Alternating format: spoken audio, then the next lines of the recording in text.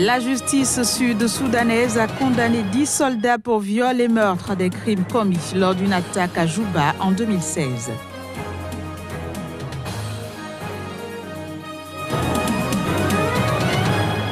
Au Maroc, des migrants se terrent dans une forêt près de Tanger. Ils fuient les déplacements forcés menés par les autorités dans le nord du pays.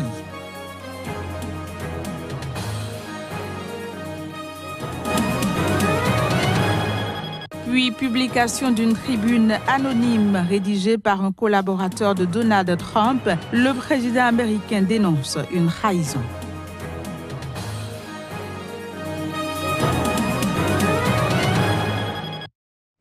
Ravi de vous retrouver pour cette nouvelle session de l'information. Bienvenue à toutes et à tous.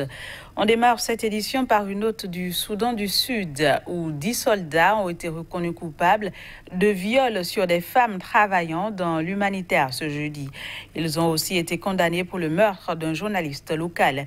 Les faits se sont produits lors d'une attaque perpétrée contre un hôtel de Juba en juillet 2016. Reportage. Une cour martiale sud-soudanaise a reconnu coupable de viol et meurtre 10 soldats. Ces derniers ont été condamnés pour avoir violé au moins 5 travailleuses humanitaires étrangères. Les militaires ont commis leur forfait lors d'une attaque menée contre un hôtel de Juba. Le jugement rendu ce jeudi condamne également les militaires pour le meurtre d'un journaliste local.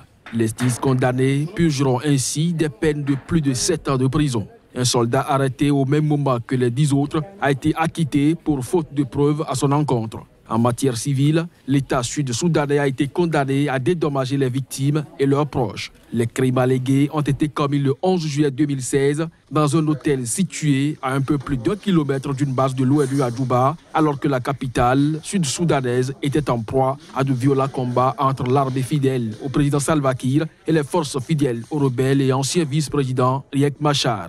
L'attaque contre cet hôtel, documenté par l'ONU et l'ONG Human Rights Watch, est un des nombreux exemples d'atrocités commises depuis le début du conflit au Soudan du Sud. Ce cas a été cité en exemple dans plusieurs rapports pour illustrer l'incapacité des casques bleus à protéger les civils dans ce pays. En Afrique du Sud, 3 pompiers sont morts ce mercredi. C'était lors de l'incendie spectaculaire d'une tour du centre-ville de la mégapole de Johannesburg. Voici les images. 3 pompiers sud-africains sont morts ce mercredi lors de l'incendie spectaculaire d'une tour du centre-ville de la mégapole de Johannesburg. L'une des victimes a glissé et est tombée du 23e étage du bâtiment. Les 2 autres victimes sont décédées après avoir inhalé des fumées toxiques. 8 de leurs collègues ont été hospitalisés pour différentes blessures, dont des brûlures, et 2 autres étaient toujours portés disparus dans le bâtiment incendié. Il est particulièrement malheureux de recevoir l'information que le bâtiment derrière nous, un bâtiment qui appartient à l'administration de la santé de la province du Gauteng, a pris feu. Nous sommes totalement dévastés. We are extremely devastated, but as the details. But I think I just want to give our deepest condolences. This is one of the most. Je veux juste transmettre mes plus profondes condoléances. C'est l'une des pires choses qui nous soit arrivée dans cette ville, mais les services d'urgence sont déployés en force ici, les collègues de la province de Gauteng ainsi que des membres des services de secours privés. From the private rescue institutes. Le feu s'est déclaré ce mercredi matin dans le gratte-ciel qui accueille plusieurs services du gouvernement provincial. Suite à l'incendie, des hélicoptères de la police ont été appelés en renfort pour déposer des pompiers sur le toit du bâtiment pour évacuer certains de ses occupants. Au Kenya, les bureaux de la chaîne de télévision chinoise CGTN ont été perquisitionnés par des policiers armés. Plusieurs journalistes ont été brièvement arrêtés lors de cette perquisition. Dans le cadre d'une opération visant les étrangers en situation illégale au Kenya, les bureaux de la chaîne de télévision chinoise CGTN ont été perquisitionnés par des policiers armés. Des vidéos prises à l'aide de téléphones mobiles montrent des policiers en civil embarquant des employés chinois de CGTN dans des véhicules, et ce, tout en demandant aux employés d'une autre nationalité de montrer leur passeport ou de les accompagner au poste de police. Suite à cette perquisition, le chef de la police kenyane a déclaré que tous les étrangers arrêtés à la CGTN ont été relâchés une fois leurs documents vérifiés. Dans un communiqué, l'ambassade de Chine déclare qu'elle a reçu des appels à l'aide de 13 ressortissants chinois. Cette opération fait suite au lancement en août dernier d'une vaste opération visant à arrêter les étrangers en situation illégale dans le pays. Le Kenya et la Chine entretiennent, rappelons-le, de bonnes relations diplomatiques. Le président Uhuru Kenyatta a par ailleurs participé ces derniers jours à un sommet sur les relations entre la Chine et l'Afrique à Pékin, où il devait signer un accord sur le financement de la seconde phase d'un grand projet ferroviaire qui doit relier l'Ouganda. Représentant permanent de la Côte d'Ivoire auprès des Nations Unies de 2007 à 2010, Alcide Djedje fut l'un des compagnons de Laurent Gbagbo. Aujourd'hui conseiller du ministre ivoirien des Affaires étrangères, ce diplomate a récemment pris ses distances avec le Front populaire ivoirien, empêtré dans une querelle de leadership pour lancer son propre parti. Le Congrès pour la consolidation de la République et le développement a été présenté ce mardi à Abidjan, en Côte d'Ivoire. Plus de précisions à travers ces propos recueillis par Chris Paterna-Simia. Ce parti a été créé pour contribuer à consolider la République et prendre le temps de se consacrer au développement de notre pays. Le président de la République a posé un acte très important le 6 août dernier. Il a signé une ordonnance d'amnistie pour tous les prisonniers de la crise post-électorale. Cet acte constitue un jalon essentiel vers ce que nous-mêmes avons toujours souhaité et pour lequel nous avons toujours travaillé, à savoir la réconciliation nationale, le consensus national, la concorde nationale, qui nous ont fait défaut et nous ont conduit au drame pendant une dizaine d'années entre 2002 et 2011. Voilà, mesdames et messieurs, pourquoi nous ne voulons plus, nous ne pouvons plus être des intermédiaires discrets dont les actions peuvent parfois avoir des limites. Concorde veut interpeller chaque cadre ivoirien, chaque Ivoirien ou non-Ivoirien, pour les impliquer, pour vous impliquer dans la médiation partout où vous vous trouvez, afin que les moyens de la consolidation de notre nation et de notre République résident en chacun de nous. Concorde veut injecter la culture de la recherche du consensus à tout prix en chaque habitant de ce pays. Invalidation de la candidature de Jean-Pierre Bemba à la présidentielle congolaise du 23 décembre prochain. Le MLC, disais-je, accuse le pouvoir de manipuler la justice et la Commission électorale nationale indépendante.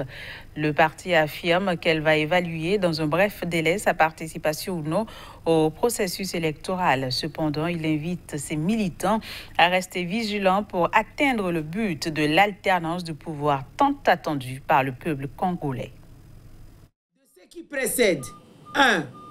Le MLC et ses alliés se sont engagés à évaluer dans un plus bref délai l'ensemble du processus électoral et communiquer sur la décision des poursuites ou non de leur participation au processus en cours. 2. Le MLC maintient sa collaboration avec toutes les forces vives de la nation afin de faire échec aux institutions inféodées, notamment la Cour constitutionnelle. 3. Le MLC rappelle à l'opinion tant nationale qu'internationale sa bonne foi suffisamment démontrée pour l'aboutissement heureux de ces processus. À ce jour, personne ne pourra lui reprocher une inclinaison active vers des actions citoyennes de grande envergure. 4. Le MLC annonce par conséquent la mise sur pied d'un comité de crise en collaboration avec les autres forces de changement pour élaborer un agenda des actions citoyennes afin d'amener le peuple congolais à reconquérir ses droits souverains confisqués par un groupe de prédateurs. Au Maroc, des dizaines de migrants se terrent dans une forêt près de Tanger. Il fuit ainsi les déplacements forcés menés par les autorités marocaines dans le nord du pays. Au reportage. Des centaines de policiers appuyés par des forces spéciales et 3 hélicoptères ont effectué plusieurs interventions musclées à Tanger, dans les quartiers populaires de Bouk Alef et de Mesnanatan, faisant plusieurs blessés. Conséquence, de nombreux migrants fuient pour trouver refuge dans une forêt non loin de Tanger. Cette semaine, nous avons eu trop de problèmes ici au Maroc. On dit qu'on doit quitter la ville de Tanger. On nous envoie dans les autres villes. Et dans les autres villes dont on nous envoie, nous ne sommes pas gardés. On ne nous donne pas les maisons, ni de quoi manger. Depuis que nous sommes arrivés ici, on n'a pas la paix. On nous frappe. Regarde, il y a ma soeur, ils ont cassé son pied. Elle est couchée là-bas, elle ne peut même pas se lever. Aujourd'hui, un Marocain a cassé son pied. Tout ça, c'est quoi? Même nos téléphones, on vole. L'argent, on vole. Les vêtements, on vole. On brûle. On ne mange pas. Les autorités marocaines ont lancé la semaine dernière une opération de déplacement de migrants vers le sud du pays pour lutter contre les réseaux mafieux. Cette décision survient après qu'une centaine de migrants aient pénétré dans l'enclave espagnole de Ceuta, au nord du Maroc, le 22 août dernier. Le but de cette opération est de chasser les migrants originaires d'Afrique subsaharienne de leur logement, de les interpeller, de les embarquer dans des bus pour les déporter vers le sud du pays. Et pour finir, aux États-Unis, le New York Times a publié ce mercredi la tribune anonyme d'un haut responsable de l'administration Trump. Dans ce document, il explique pourquoi et comment il s'efforce avec d'autres à lutter de l'intérieur contre les pires penchants du président américain. Voici les détails. Via le New York Times, un haut responsable de l'administration Trump a mis en exergue comment et pourquoi lui et d'autres proches collaborateurs de Donald Trump s'efforcent à lutter de l'intérieur contre les pires penchants du président américain. Un test qualifié de lâche par ce dernier qui dénonce une trahison. Si le New York Times a un éditorial anonyme, pouvez-vous le croire ça? Anonyme, c'est-à-dire lâche, un éditorial lâche. Nous faisons un excellent travail. Le nombre de sondages a grimpé en flèche. Nos sondages sont excellents et, devinez quoi, personne ne me battra en 2020 à cause de ce que nous avons fait. La publication de ce témoignage intervient au lendemain de la diffusion de larges extraits d'un livre explosif du journaliste d'investigation Bob Woodward qui dresse le portrait d'un président colérique et paranoïaque que ses collaborateurs s'efforcent de contrôler, voire de contourner pour éviter de dangereux dérapages.